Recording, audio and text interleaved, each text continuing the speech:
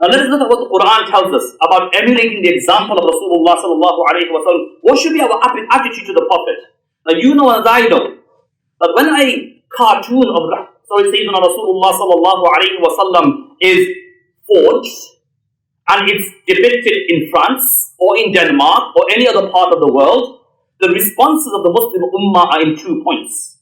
One is we have a response like we find in many of the Asian parts of the world, that people are, and not just the Asian part of the world, but we see that on the media, but in other parts of the world as well, but people are shouting, screaming, and on the streets, and rightly so.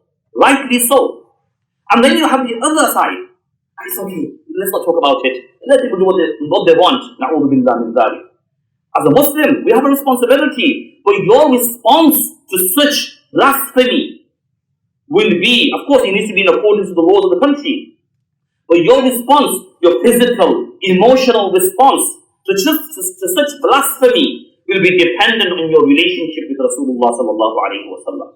An individual who has no connection with Rahmatul lil Alameen, Sayyidul Kawnayn sallallahu alayhi wa sallam, when they are presented with a caricature or a cartoon of Rasulullah sallallahu alayhi wa sallam, they'll just swipe it under the carpet. Oh, don't worry about it.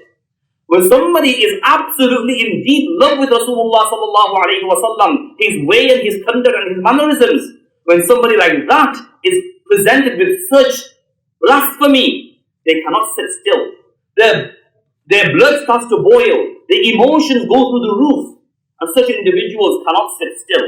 Why? Because their love for Rasulullah sallallahu alayhi wa sallam will come at the forefront. I ask you, my brothers and my sisters, in your life, this is a question I want you to think about, that in your life, over the last 10, 15 years, how many times has the honor, the izzah, the conduct of Rasulullah sallallahu alayhi wa sallam has been attacked?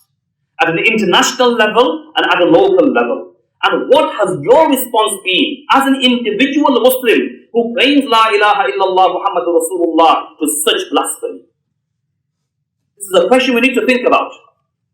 And the answer only you will know, depending on your love and your connection with Rasulullah sallallahu alayhi wa sallam, where the Sahaba radiyallahu anhum ajma'een, as I mentioned previously, their response would be, Fidaka abi wa ummi ya Rasulullah. Fidaka abi wa ummi ya Rasulullah. May my father, may my mother, everything be sacrificed for you, ya Rasulullah.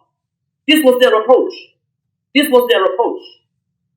Rather, you may argue, well, they saw the Prophet of Allah. How about the Tabi'un and the Tabi'un and the Salafus Salihin? They didn't see Rasulullah.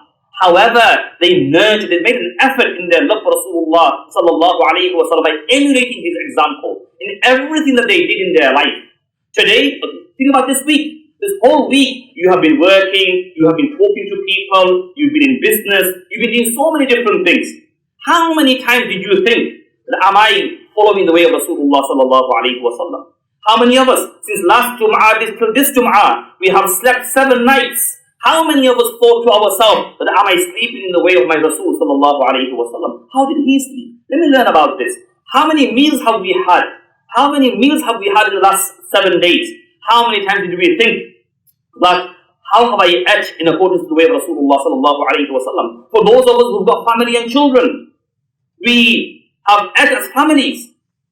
How have we ate as families? What was the way of Rasulullah sallallahu alayhi wa sallam? So these are rhetorical questions you and I really need to ask. Brothers and sisters, the spirituality of this deen, the ruhaniyah of this religion is in the footsteps of Rasulullah sallallahu alayhi wa sallam.